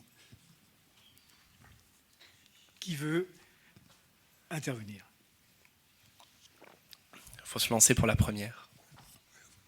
Merci beaucoup, c'était passionnant. Je me demandais s'il y avait il y avait une étude qui documentait la façon dont le public reçoit ce discours, et en particulier le public qui, contrairement à vous, n'est pas averti. Oui, alors du coup, non, il n'y a pas d'études sur ça. Donc, du coup, on nous a souvent reproché en disant « Ah, mais du coup, vous travaillez que sur le discours et pas sur la réception de ce discours ». En réalité, c'est parce que ce serait un tout autre travail, un travail qui serait passionnant, qui serait nécessaire, mais un travail, pour le coup, qui devrait être fait par des collègues sociologues. Là, il faudrait une vraie travail de réception pour demander aux gens qu'est-ce qu'ils ont compris, qu'est-ce qu'ils ont vu, qu'est-ce qu'ils n'ont pas compris. Il y a clairement des moments où les gens se détachent du message que le parc veut passer.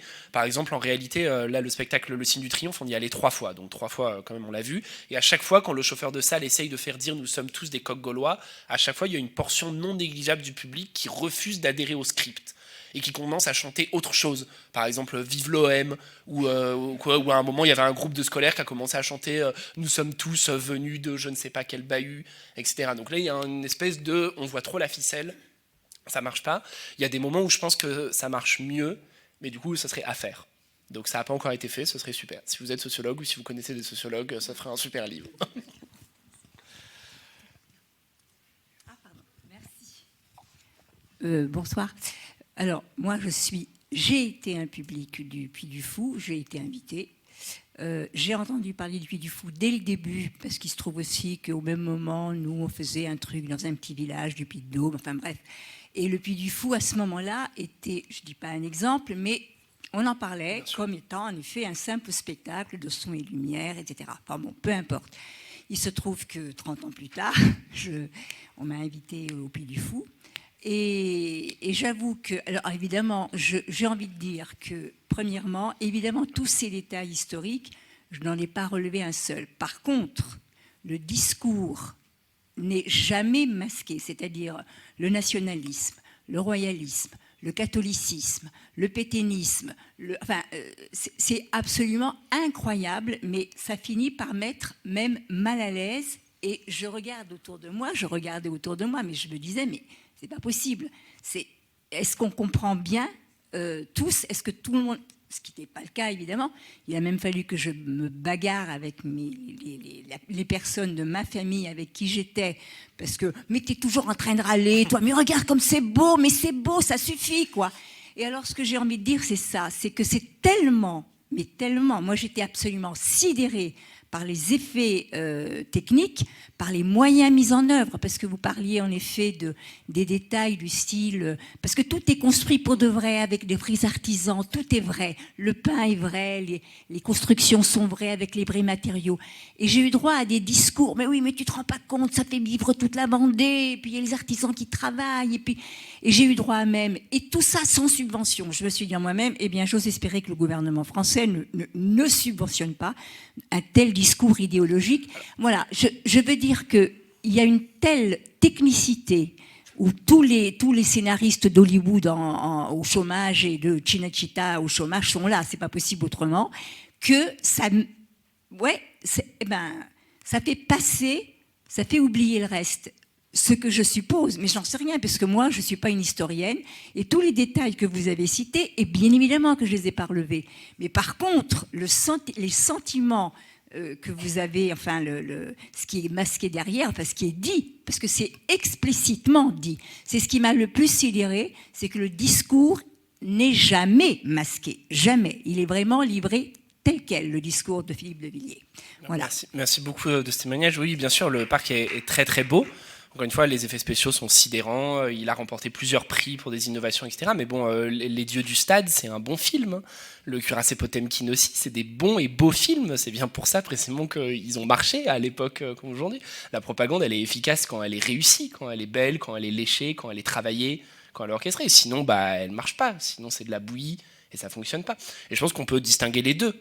Après, pour le non-subvention publique, c'est vrai, le parc s'enorgueillit très fort de ne jamais avoir touché 1 euro de subvention publique. Reste que, comme je l'ai dit, il accueille des scolaires, beaucoup. D'accord, chaque année, plusieurs centaines de classes qui viennent et qui ne viennent pas gracieusement invitées par le Puy du Fou. Donc c'est quand même une forme de subvention indirecte qui contribue à faire vivre le parc, ce sur quoi, curieusement, il communique beaucoup moins.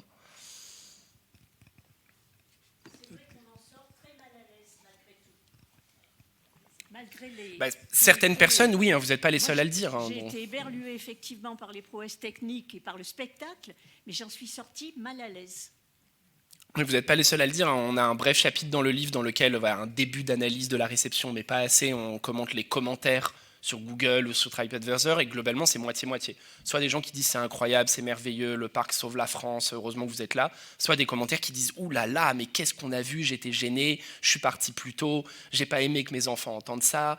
Est-ce qu'on a vraiment le droit de dire ça de la Révolution et de la République? Je suis pas sûr. C'est moitié-moitié, globalement. Donc. Mais encore une fois, ce travail de réception, il serait à faire, ce serait vraiment passionnant. Je vous en prie, madame, allez-y.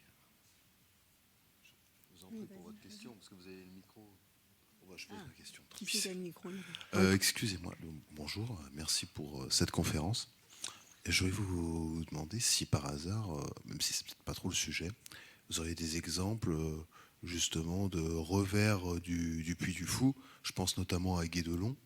Et même si c'est des parcs qui retentissent beaucoup moins, est-ce que... D'anti-Puy du Fou, vous voulez dire? Oui, il y en a plein, c'est une innovation folle, vraiment, il y en a dans quasiment toutes les villes, ça s'appelle des musées. C'est incroyable, je sais, comme lieu, un endroit qui met en scène l'histoire, qui le met en image. Des fois, il y a des textes et tout, je sais, c'est foufou, mais non, mais je rigole, mais en fait, c'est vrai. Et en fait, en réalité, les musées proposent souvent des animations, etc. Pensez à des courts-métrages ou à des documentaires. Il y a des documentaires historiques qui sont à la fois fascinants, passionnants, extrêmement bien faits, extrêmement rigoureux, sans renoncer à l'inventivité formelle. Et il y a aussi des lieux, des vrais lieux d'immersion. Alors, Guédelon, c'est un peu différent, parce que c'est une expérience avant tout d'archéologie expérimentale qui ensuite est devenu un lieu touristique. Je pense que c'est un peu différent. Mais il y a des lieux dans le nord de la France, il y a pas mal de musées de la mine, par exemple, qui proposent de redescendre dans un coron, soit un coron aménagé, enfin de redescendre dans un puits de mine ou de visiter un coron, soit aménagé, soit recréé, donc un faux puits de mine, mais dans lequel on descend et dans lequel le discours il est rigoureux. Il n'y a pas besoin de plaquer des fantasmes nationalistes dessus. Le but, c'est de faire voir, de faire ressentir, d'expérimenter, etc. Reste que la question, plus généralement, c'est la question de la forme du spectacle, vraiment d'investir le spectacle. En gros, alors des sons et lumières, il y en a partout, il y en a plein dans toutes les communes. La plupart du temps, ils sont très bénins. Généralement, on exalte l'identité locale, mais c'est normal, la mairie, elle finance un spectacle, elle veut un spectacle qui parle du lieu, c'est un peu le contrat de lecture, mais la plupart du temps, c'est bénin, c'est pas à la pointe de l'historiographie, mais on s'en moque, c'est pas ce qu'on attend, on n'y va pas comme à un cours d'histoire. Presque, par contre, depuis 2-3 ans, effectivement, tu l'as très bien dit dans ton introduction, il y a effectivement une offensive d'élite réactionnaire sur la forme du spectacle, qui copient en fait le succès du Puy du Fou, qui se disent ça a tellement bien marché qu'on va faire pareil, et donc qui font le murmure de la cité. Il y a un spectacle sur Notre-Dame de Paris qui tourne, il y a la Cité de l'Histoire de Franck Ferrand à Paris, il y a Rocher Mistral à la Barbenne dans le sud, et tout ça c'est des petits ersatz du Puy du Fou, d'accord, qui copient les recettes et le message réactionnaire. Oui, moi, d'abord merci de votre présentation, parce que moi j'en étais restée encore à 1977, visiblement. Je n'avais absolument pas compris que c'était un parc de cette dimension et avec cette ambition. Moi, j'en étais restée à la scénographie de 77. Moi, je voudrais revenir sur les questions de fric. C'est-à-dire, est-ce qu'il y a eu... parce qu'il ne reçoit pas de subvention, le zigoto, là. Mais malgré tout, est-ce qu'on a des éléments qui nous permettent de comprendre comment il a pu lancer ce cirque? Et est-ce qu'on a des éléments sur les financements éventuellement privés qui alimentent? Alors, où est-ce qu'ils sont à l'équilibre actuellement, compte tenu du succès? Ils sont assez transparents, en fait. Il y a eu un épisode de complément d'enquête quelques mois après notre livre, et rien à voir avec notre livre, c'était en parallèle. Ils sont assez transparents. Alors, comment le parc s'est lancé? Il s'est lancé par le fait que la famille de Villiers, c'est une famille de notables locaux avec des appuis politiques, économiques, etc., donc qui ont servi. Encore une fois, c'est le papa de Villiers qui lui a acheté le parc, enfin qui lui a acheté le château, ce qui aide quand on veut se lancer dans la vie. Tout le monde n'a pas un papa qui offre le château. Donc, ce qui est très drôle, c'est que dans son autobiographie, il essaye absolument de s'écrire lui-même comme un self-made man, quoi, avec vraiment le mythe de l'homme qui s'est fait tout seul contre toutes les difficultés de l'époque. Et puis il y a des passages où on sent que le discours ne tient pas. Il raconte les premiers travaux, par exemple, et puis il dit « Grâce à un ami qui m'avait prêté une dizaine de bulldozers, nous attaquâmes les travaux. » Puis moi, je lis cette phrase et je dis « Mais qui a un ami qui peut te prêter 10 bulldozers, quoi ?» Moi, mes amis, c'est dur pour qu'ils me prêtent 10 gobelets, quoi, ou 10 chaises. Déjà, c'est pas facile. Et là, un ami qui me prêta 10 bulldozers. Donc il y a des moments où on sent comme ça. Pour le coup, les finances du parc sont à l'équilibre. Le parc, il ne sert pas à enrichir qui que ce soit, il ne sert pas à enrichir la famille de Villiers. Alors certes, il y a un peu de népotisme, mais comme dans toutes les entreprises familiales, c'est le fils de Villiers qui maintenant est le président du parc, mais en réalité, ça arrive à peu près partout sans que ce soit un scandale particulier. Il n'y a pas d'évasion fiscale, il n'y a pas, etc. Le parc s'attache depuis sa création à bien rémunérer les gens qui y travaillent. Ça, c'est vrai que tous les gens avec qui on a parlé, ils ont tous dit, mais vous vous rendez pas compte, en gros, c'est soit on bosse là, soit on bosse à McDo, et ici, on est 3 fois plus payé, on a 2 jours de congé par semaine, on choisit nos horaires, il y a une micro-crèche, etc.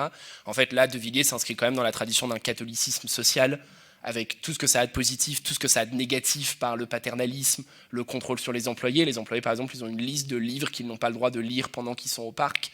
D'accord, donc voilà, donc ils ne doivent pas l'avoir dans leur casier ou dans leur sac, etc. Donc voilà, tous les versants du paternalisme positif on dit il y a une micro-crèche gratuite, et puis négatif on dit tu ne dois pas lire ce livre parce que sinon on mettra fin à ton contrat.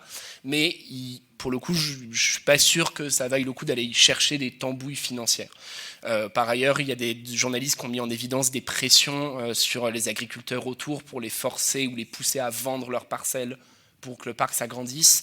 Là encore, je crains que ce ne soit pas spécifique au parc, ce genre de dynamique d'emprise, et je suis à peu près sûr qu'on trouverait l'équivalent dans d'autres secteurs et dans d'autres entreprises. Alors, il y a la question des bénévoles dans la cinécénie.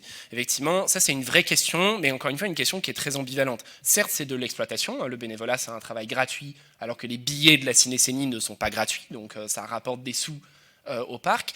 Reste que le bénévolat, c'est quelque chose qu'on peut ni interdire, ni même condamner. C'est une bonne chose que les gens aient envie de s'engager pour des choses qui leur tiennent à cœur, et envie de passer un été à travailler collectivement sur un projet, etc.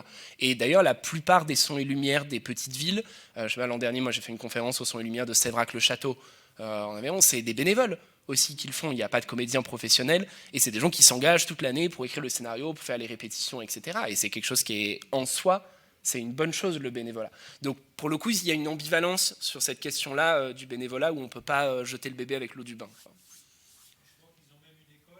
Voilà. Après, par contre, là où c'est très critiquable, c'est qu'il y a une école qui maintenant va de la maternelle au lycée, une école hors contrat, à l'appui du Fou Academy, évidemment qui fait rêver les élèves qui y sont. Nous, on en a rencontré certains, c'est sûr que c'est super. Le matin, tu as cours normal, et puis l'après-midi, tu as cours de dressage de cheval, de cascade, de couture, etc. Donc c'est sûr que c'est un peu bling-bling.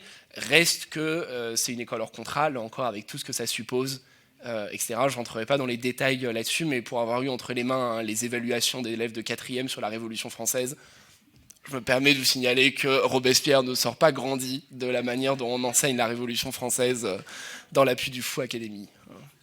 S'il vous plaît, s'il y a autant de visites scolaires, est-ce qu'il faut en déduire qu'il y a beaucoup de profs d'histoire qui ne sont pas capables d'avoir un esprit critique, ou ils n'osent pas? Et est-ce qu'ils expliquent un peu aux élèves en fait ce qu'ils vont voir? Alors, je ne sais pas, donc je ne vais pas le dire. Je ne sais pas comment les collègues qui vont le font. Est-ce qu'ils font un travail critique avant, après? Je ne suis pas sûr. Je crois que la plupart cochent la case. Alors, personne ne va passer 5 jours de voyage scolaire au Puy du Fou. Ça, c'est pas possible, mais c'est une journée ou une après-midi dans un voyage scolaire dans la région. comme on a des collègues qui vont une après-midi à Disneyland ou à Europa Park ou à Parc Aventura dans un voyage en Espagne, parce que c'est un peu la récompense des élèves en fin de semaine, quoi. C'est après une semaine où on t'a trimballé dans les musées, bon, on va aller voir un truc un peu plus rigolo, un peu plus cool. Je pense que beaucoup de collègues l'utilisent comme ça. Après, est-ce qu'ils le travaillent, est-ce qu'ils voient la charge critique? Je ne sais pas, donc je ne vais pas répondre. Ce qui est sûr, c'est que le parc communique là-dessus, propose des livrets pédagogiques, etc., qui sont abominables, pour le coup, qui sont vraiment truffés d'erreurs, d'incohérences, etc. Donc là, j'espère mais je crois quand même faire confiance à mes collègues dans le fait qu'il doit y avoir peu de collègues qui se servent de ce genre de support. Merci. Merci beaucoup, j'ai appris plein de choses. Avant de venir ici, en fait, il y a quelques jours, j'ai regardé le site internet du Puy du Fou. Et il y a un truc qui m'a un peu interpellée parce qu'il parlait de la cinécénie, enfin, ou des auteurs et des droits d'auteur. Et il précisait qu'il ne touchait pas de droits d'auteur. Voilà. Sinon, moi, j'ai fait partie du public fin des années 70 et début des années 80. Donc, j'étais enfant et vraiment jeune ado, quoi. Je passais mes vacances à 1 heure de route, à peu près. Et j'en ai un souvenir mitigé, en fait. Un côté un peu fasciné de voir un spectacle, son et lumière et tout ça. En même temps, je décrochais facilement. Je perdais facilement le fil, quoi.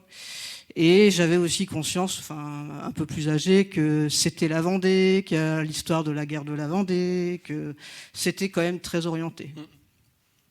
Oui, pour les droits d'auteur, encore une fois, c'est vrai, De Villiers donne ses textes au Puy du Fou, mais là encore, vous voyez, c'est toujours cette communication qui est très hypocrite, quoi, et je le dis sans charge morale derrière le terme. Certes, De Villiers n'a pas gagné 1 centime pour ce travail, mais l'aura médiatique que lui a donné le Puy du Fou lui permet, par exemple, de continuer à écrire des livres aujourd'hui, qui se vendent, eux, à des dizaines de milliers d'exemplaires parce que propulsés par les librairies Bolloré, sur lesquels, là, ils touchent des droits d'auteur.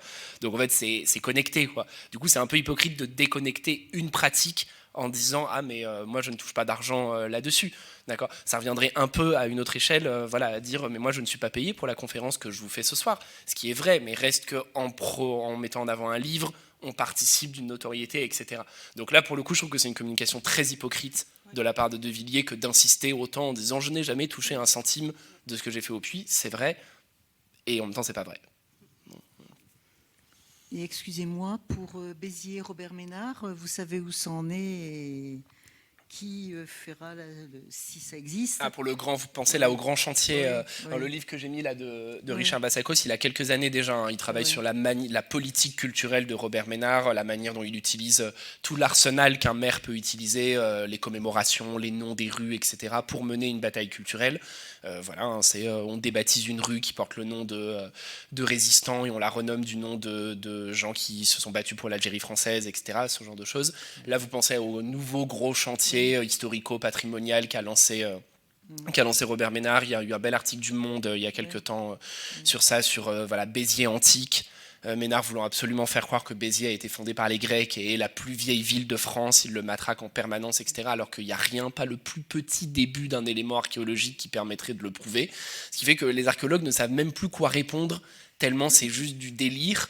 Au début, ils ont essayé de répondre, et puis maintenant, ils ne savent plus, en fait, parce qu'ils disent mais non, en fait, mais parce qu'en fait, on est dans une autre réalité. Et pour le coup, Ménard emploie, le livre le montre bien, emploie des ficelles rhétoriques que maintenant, on dirait, c'est du Trumpisme, quoi, de tellement promouvoir une fake news qu'elle en devient vraie auprès des gens qui le suivent, parce que de toute façon, elle a son autonomie, quoi. Donc pour l'instant, le projet, il tourne à vide. Pour l'instant. Mais oui, moi, c'était juste une question. Dans l'extrait que vous avez passé sur le spectacle Son et Lumière, ça nous a fait un petit peu rire. Le chant qui passe juste avant le discours, je crois que ça s'appelle le chant des marécages. Est-ce que c'est un chant vendéen? Oui, puisque c'est l'hymne des femmes. Oui. Et alors, oui, nous on le connaît maintenant comme l'hymne des femmes, effectivement. Alors c'est un chant vendéen, oui et non, on va dire. Disons que c'est un chant qui, dans une de ses variantes, est vendéen. Mais comme beaucoup de ces chants populaires ou de ces comptines populaires, c'est comme si vous me demandiez, mais frère Jacques, on est sûr que c'est bien aveyronais ou parisien? Je ne peux pas répondre, quoi. En plus, il y en a des variantes infinies, etc. Mais oui, nous maintenant, on le connaît plutôt comme l'hymne des femmes, donc nous, on y colle un autre sens. Donc, mais là encore, dans des études fines de réception, ce serait intéressant de voir combien de gens sur cette chanson ont tiqué ou levé un sourcil en disant qu'est-ce que ça vient faire là.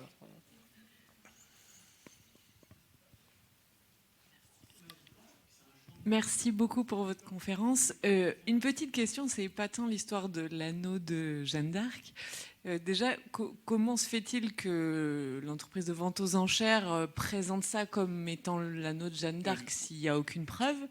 Et surtout, comment il finit au JMJ, sachant que l'Église a complètement évacué le fait d'en faire une relique? Pour la première réponse, la maison de vente aux enchères ne le présente pas comme l'anneau de Jeanne d'Arc. La maison de vente aux enchères le présente comme un anneau du XIVe siècle attribué à Jeanne d'Arc par la propriétaire qui le met en vente aux enchères. Mais dans le dossier de presse qui accompagne la vente aux enchères, à aucun moment on dit que c'est l'anneau de Jeanne.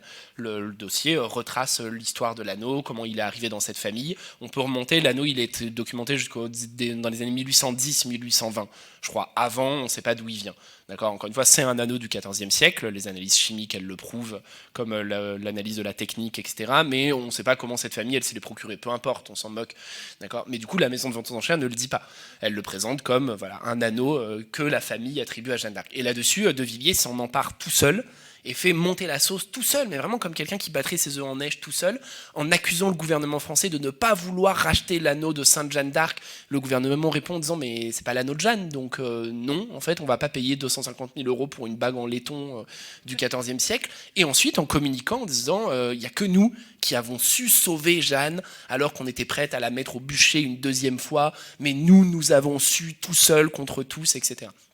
Ça nous fait rire, mais au moment de ça, il y a deux collègues historiens, William Blanc et Christophe Naudin, qui avaient écrit une tribune pour dire que c'était de la falsification. Encore une fois, aucune source ne permettait de le dire, et le parc les a attaqués en justice quand même, pour diffamation, etc. Il leur a fallu plus de 3 ans de procédure, ce qu'on appelle des procédures bâillons, plus de 3 ans pour sortir de cette procédure-là.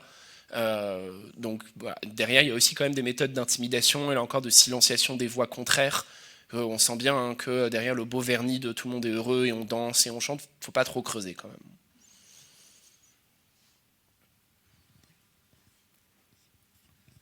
D'autres questions?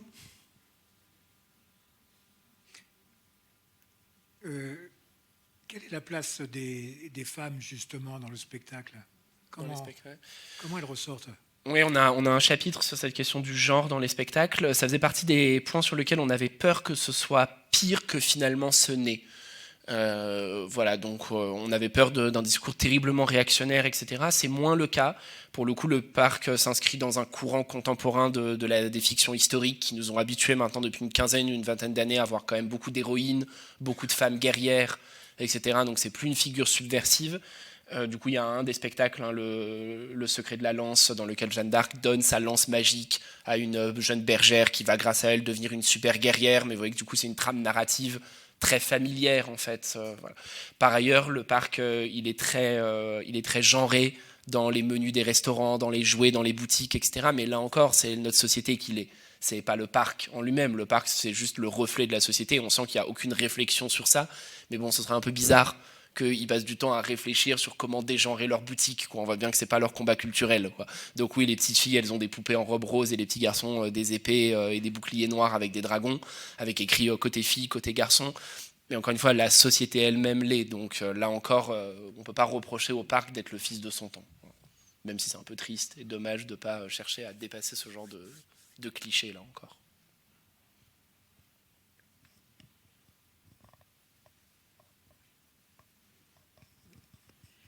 Moi, je trouve, c'est une réflexion, mais je trouve que précisément le succès de ce parc, dont j'ai découvert que c'était un parc, le succès et donc la possibilité de falsifier l'histoire devant une masse aussi importante de personnes est très préoccupant et c'est pour ça qu'on peut s'inquiéter du développement par l'extrême droite de la création de multiples parcs de ce type sur le sol national, parce qu'en fait, ce sont des agents de propagande, hein, et astucieux, et on peut vraiment craindre que ça embarque les gens dans des falsifications monumentales et que ça participe de l'extrême droitisation de la population française. En tout cas, oui, bon, je suis d'accord avec vous sur le fond. Je pense qu'il faut avoir un discours mesuré sur ces questions. Souvent, quand le livre est sorti, on nous a demandé en disant, mais du coup, est-ce que ça vous fait peur? Est-ce que ça inquiète? Voilà, je pense qu'il faut rappeler que les vraies choses qui doivent nous inquiéter, c'est le bouleversement climatique, l'explosion de l'abstention, le creusement des inégalités socio-économiques. C'est les vraies inquiétudes, elles sont là quant à notre capacité à faire société. Par ailleurs, on ne surestime pas non plus l'effectivité du Puy du Fou. Personne n'y entre en votant à gauche et sort en votant zémouriste. C'est pas comme ça que ça marche. C'est pas une conversion immédiate. Reste que les idées, elles ont leur efficacité. Que les idées, elles fonctionnent et que la propagande, elle fonctionne. Là encore, à tous les gens qui se moquaient de nous en disant oh là là, comme si c'était de la propagande, on rappelle que le budget mondial de la publicité, c'est des centaines de milliards d'euros chaque année dépensés par les entreprises. Si ça marchait pas, ça fait un moment qu'elles auraient réalisé qu'il fallait arrêter de le faire. Si elles le font, c'est bien que ça marche, ça fonctionne. Voilà, diffuser des idées, ça marche. Petit à petit, mettre des idées dans la tête des gens, ça marche. D'accord, mettre des images, ça fonctionne. Et donc, sinon de s'inquiéter, du moins, je pense qu'il y a lieu de rester vigilant.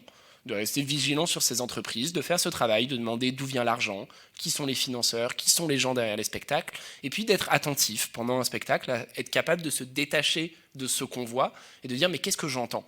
Ok, les effets sont super, il y a des cascades, il y a des combats, il y a des lions, il y a des explosions, mais juste qu'est-ce que je viens d'entendre? Qu'est-ce qu'on me dit là? Pourquoi est-ce qu'on me parle encore du roi? Pourquoi est-ce qu'on me parle encore de Dieu?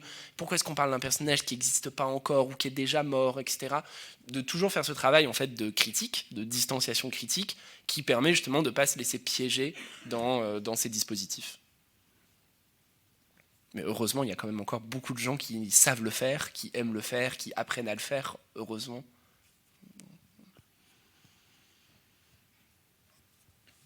D'autres interventions? Très bien, merci beaucoup pour vos questions.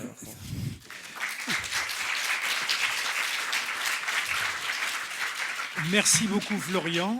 Donc je rappelle que le livre est en vente à la sortie, qu'il peut être dédicacé si vous le souhaitez. Et bonne fin de soirée à tout le monde.